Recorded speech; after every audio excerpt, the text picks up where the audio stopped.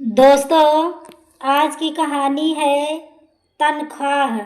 Shreya office से घर पहुंची तो उसने देखा कि उसकी ननद मंगीता हॉल में सोफे पर बैठकर लवंग लता खा रही थी।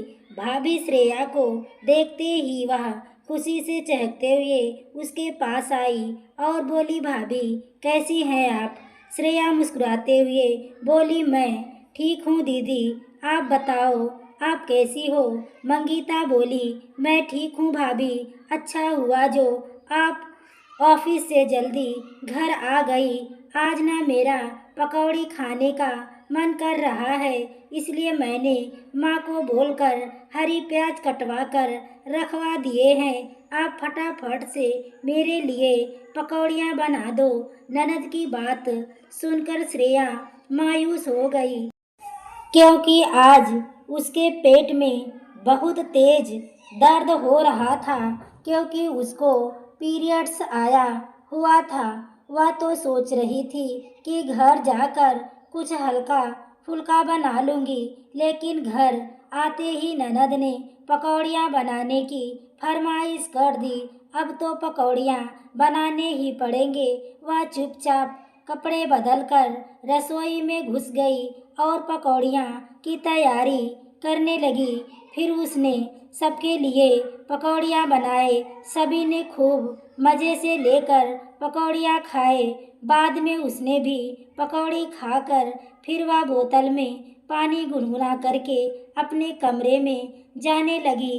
तभी मंगीता ने उसका हाथ पकड़कर अपने पास बिठाते हुए बोली, भाभी जब से मैं आई हूँ तब से आप तो मेरे पास बैठी ही नहीं। बैठो ना, मुझे आपसे कुछ ज़रूरी बात करनी है। श्रेया समझ गई कि मंगीता को मुझे क्या ज़रूरी बात करनी है। ननद की बात सुनकर वह थोड़ी शांत हो गई और सोचने लगी कि जब दीदी को रुपए पैसों की ज़रूरत होगी तभी गिरगिट की तरह रंग बदल लेती है। थोड़ी देर तक इधर उधर की बातें घुमा फिरा कर करने के बाद मंगीता बोली, भाभी मुझे ना एक एसी लेनी है। कुछ रुपए तो हैं इनके पास, लेकिन कुछ रुपए कम पड़ रहे हैं, तो क्या आप थोड़ी मेरी मदद कर देंगी? अभी श्रेया कुछ बोलती कि उससे पहले कि उसकी सास आकांक्षा जी बोल पड़ी, अरे बेटी, अभी पिछले महीने ही तो तुमने नया कूलर खरीदा था, अब इतना जल्दी एसी लेने की क्या ज़रूरत है? तब मंगीता बोली, अरे माँ, मेरे भैया भाभी दोनों काम करते हैं, तो क्या मायके से मुझे इतनी भी मदद नहीं मिल सकती? मेरी सहेलियाँ कहती हैं कि मैं बहुत लकी हूँ जो मेरे भैया भाभी दोनों जॉब करते हैं और मेरी हर इच्छा को दोनों पूरा करते हैं। मेरे भैया भाभी बहुत अच्छे हैं, जो पापा के ना होने के बाद भी मेरी छोटी छोटी इच्छाएं पूरी कर देते हैं। इतना कहकर वह सबको भाव करने के लिए अपनी सूखी आंखों को दुपट्टे से पोंछने लगी।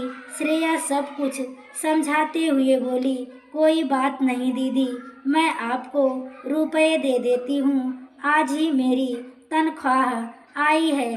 मंगीता तुरंत ही खुश हो गई और अपनी भाभी के गले से लग गई। उसने अपनी ननद को रुपए तो दे दिए थे, लेकिन उसका मन बड़ा भारी हो रहा था। वह सोच रही थी कि मैं हर महीने इतनी मेहनत करती हूँ, तब जाकर मुझे तनख्वाह मिलती है, और ननद तनख्वाह वाले दिन आकर कोई ना कोई बहाना बनाकर रुपए मांग कर ले जाती है। खैर, ननद को बुरा ना लग जाए, इसलिए मैं उसकी हर फरमाइश पूरी कर देती हूँ। आकांक्षा जी देख रही थी कि बहू मेरी बेटी के लिए इतना कुछ करती है, फिर भी मेरी बेटी अपनी भाभी की कदर नहीं करती थी, क्योंकि जब बहू ऑफिस में होती थी और तब बेटी घर आई थी तो वह हमेशा अपनी भाभी की बुराइयां करती थी कि भाभी तुम्हारा ठीक से ख्याल नहीं रखती। ऑफिस के चक्कर में तो उसने घर के कामों से भी संन्यास ले लिया है। घर कितना बिखरा हुआ रहता है। आकांक्षा जी उसे समझाती थी कि अगर वह ऑफिस जाती है तो घर का कोई ना कोई काम तो छूट ही जाता है। लेकिन मंगीता अपनी माँ की बात को समझने की कोशिश नहीं करती थी। 1 महीने के बाद फिर से तनख्वाह मिलने का दिन आया तो मंगीता फिर से मायके आ गई। जब वह मायके में पहुंची तो रसोई से खाना बनाने की खुशबू आ रही थी। वह हैरान रह गई। सोचने लगी कि लगता है भाभी आज ऑफिस से जल्दी घर आ गई हैं। वह घर के अंदर आई तो उसने देखा कि रसोई में एक औरत खड़ी होकर खाना बना रही थी। वह उसे देखते ही हैरानी से बोली, अरे तुम कौन हो? तो वह औरत बोली, मेरा नाम अनीता है। इतना कहकर वह रोटियां बनाने में व्यस्त हो गई। फिर वह माँ को आवाज़ लगाते हुए बोली, माँ कहाँ हो तुम? तो उसकी माँ आकांक्षा जी अपने कमरे से अपना चश्मा साफ करती हुई आई और चश्मा पहनकर खुश होते हुए बोली, अरे बेटा तुम कब आई हो? वह बोली, माँ मैं अभी आई हूँ। माँ यार रसोई में कौन है जो खाना पका रही है? आकांक्षा जी बोली, बेटी कुछ ही दिन हुए हैं बहू ने खाना बनाने वाली को लगाया है, इसलिए खाना वही बना कर जाती है। सच में इसके कारण बहू को भी बहुत आराम हो गया और हमें भी खाना मिल जाता, क्योंकि बहू को ऑफिस से आते जाते बहुत लेट हो जाता है। खाना बनाते बनाते और भी देर हो जाती है, लेकिन अब तो समय से मुझे तीनों टाइम का खाना मिल जाता है। फिर उन्होंने रसोई में जाकर अनीता से कहा, अनीता यह मेरी बिटिया है तो इसे मीठे में तुम इसके लिए कुछ बना देना। अनीता खुश होते हुए बोली कि अम्मा जी मैं खीर बना देती हूँ। मंगीता मुंह बनाते हुए बोली, मुझे खीर पसंद नहीं, मेरे लिए तो मोतीचूर के लड्डू पसंद है, बना देना। तब अनीता बोली, अच्छा बिटिया। मंगीता नाराज हो गई और अपने माँ से बोली, माँ या मुझे बिटिया क्यों बुला रही हैं? आकांक्षा जी उसे डांटते हुए बोली, अरे वाह तुमसे बड़ी है तो उसने तुम्हें बिटिया बोल दिया तो क्या हो गया? फिर वह अनीता से बोली, अच्छा अनीता थोड़े पकौड़े तल देना और चाय भी बना देना।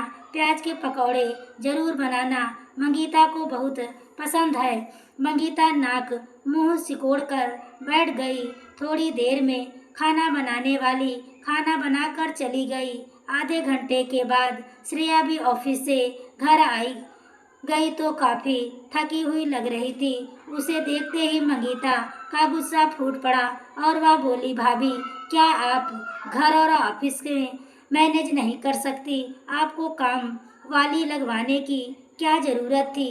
श्रेया बोली, दीदी आज मैं थक गई हूँ, मैं खाना गर्म कर लेती हूँ, हम बाद में बातें करेंगे। उसकी ननद गुस्से में बोली, अरे भाभी ऑफिस से आकर खाना बनाने में कौन सी बड़ी थकान हो जाती है? आप खाना नहीं बना सकती तो कभी भी एक अच्छी बहू नहीं बन सकती। ऑफिस में भी आप कौन सा बड़ा पहाड़ उठाती हो? आपको कंप्यूटर की टेबल पर बैठे बैठे कंप्यूटर तो चलाना होता है, उससे क्या थकान होती है? बेकार में आपने खाना बनाने वाली को लगवाकर पैसे बर्बाद कर दिया। मैं उसके हाथों की बनाई हुई रोटियां नहीं खाऊंगी, आप ही मेरे लिए रोटियां बनाओ। श्रेया हैरान थी कि ननद हर महीने तनख्वाह मिलते ही कोई ना कोई जरूरत का सामान ले रुपए मांगने आ जाती थी। फिर बहू ने दिया ऐसा जवाब, ननद चारों खाने चित्त हो गए। श्रेया ने धीरे से कहा, दीदी यह मेरी तनख्वाह है, मैं कहाँ खर्च करूँगी कहाँ नहीं, यह मैं डिसाइड करूँगी। आपको इतना सोचने की क्या ज़रूरत है? हाँ मम्मी जी से भी अब इस उम्र में ज़्यादा काम नहीं होता और मुझे भी ऑफिस से आने में देर हो जाती है, इसलिए खाना बनाने में भी देर हो जाती है और मम्मी जी को टाइम पर दवाइयाँ भी लेनी होती है। तो इसलिए हम सब ने मिलकर यह फैसला लिया कि अब हम लोग कुक लगवाएंगे। आपको कुक के हाथ का खाना नहीं खाना है तो कोई बात नहीं, तो फिर आप खुद अपने लिए रोटियां पका लीजिए। मैं तो बहुत थकी हुई हूँ, इसलिए मैं खाना नहीं बना सकती।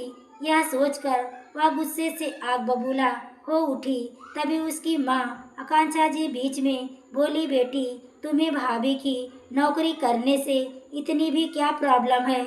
आज तक जब तुम्हारी भाभी अपनी तनख्वाह से तुम्हारी हर फरमाइश पूरी कर रही थी तब तो तुम्हें अच्छा लग रहा था, तो अब उसने हम सब की सुविधा के लिए एक कुक रख लिया तो तुम्हें क्यों दिक्कत हो रही है? तब मंगीता मुँह फुलाते हुए बोली, मुझे इस महीने नया फ्रिज खरीदने के लिए रुपए चाहिए थे, माँ उसका क्या होगा?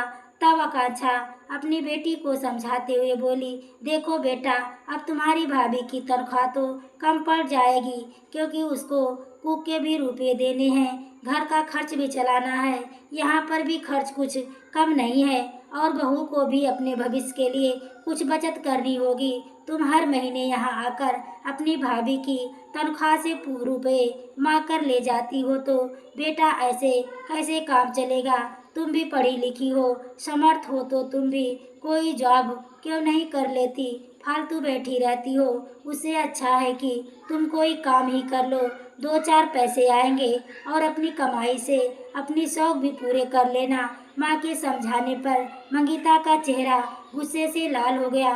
वहाँ से पैर पटकते हुए कमरे में गई और अपना पर्स लेकर बोली, तो ठीक है माँ, मैं अपने घर जाती हूँ। आप लोगों को मेरा जितना अपमान करना था आपने कर लिया। इतना कहकर मंगीता वहाँ से निकल गई। श्रेया को बुरा तो लग रहा था लेकिन वह कर भी क्या सकती थी? एक तो वह वैसे भी शुरुआत से ननद के बारे में इतना सोचती थी, उसकी हर सुविधा का ध्यान रखती थी, उसे बुरा ना लग जाए इसलिए वह उसकी बेटी की जिद को भी पूरा करती थी। लेकिन फिर भी आज तक अपनी भाभी को एक अच्छी बहू नहीं बोल रही थी बल्कि उसमें कमियां ही कमियां निकाल रहती थी। उसकी माँ को भी गुस्सा आ गया, इसलिए आकांक्षा जी बोली, चलो बहू, खाना गरम करो। आज इसके चक्कर में मैं भी खाना नहीं खाया। जिसे बुरा लगता है लगने दो। सही बात, वही तो मैंने इससे भी कही। खैर कुछ दिनों बाद भले ही मंगीता गुस्से में रही लेकिन वह अपना मायका तो छोड़ नहीं सकती, इसलिए वह फिर से माँ से मिलने के लिए आने लगी। लेकिन अब वह पहले की तरह भाभी के काम में नुक्स नहीं निकालती और ना ही फरमाइश करती थी। कुछ दिनों बाद उसने भी एक प्राइवेट अस्पताल में जॉब कर ली थी क्योंकि बात उसके सम्मान को जा लगी थी। वह अब खुद ही की कमाई से अपने शौक पूरे करने लगती। आकांक्षा जी खुश थी कि इस महाने बेटी को उन्होंने सही राह दिखाई थी और बहू भी अपनी कमाई अपने हिसाब से खर्च कर रही थी। जब मंगीता का पुत्र पैदा हुआ था उसी दिन श्रेया की तनख्वाह में बढ़ोतरी हुई थी और उसे भाग्यशाली मानते हुए श्रेया अपने भांजे ननद के लिए ढेर सारे उपहार लेकर गई थी। यह देखकर मंगीता बहुत खुश हो गई और उसने अपनी भाभी को गले लगाकर कहने लगी, भाभी आप बहुत अच्छी हैं, किस तरह से आप सारी व्यवस्थाएं सही तरीके से कर लेती हैं और रिश्तों की कदर कोई सीखे तो आपसे सीखे। तो दोस्तों, आपको यह कहानी कैसी लगी कमेंट में अपनी राय जरूर दें। कहानी अच्छी लगी हो तो वीडियो को लाइक शेयर सब्सक्राइब करें। आगे के नोटिफिकेशन के लिए बेल आइकन को जरूर प्रेस करें। पूरी कहानी सुनने के लिए आपको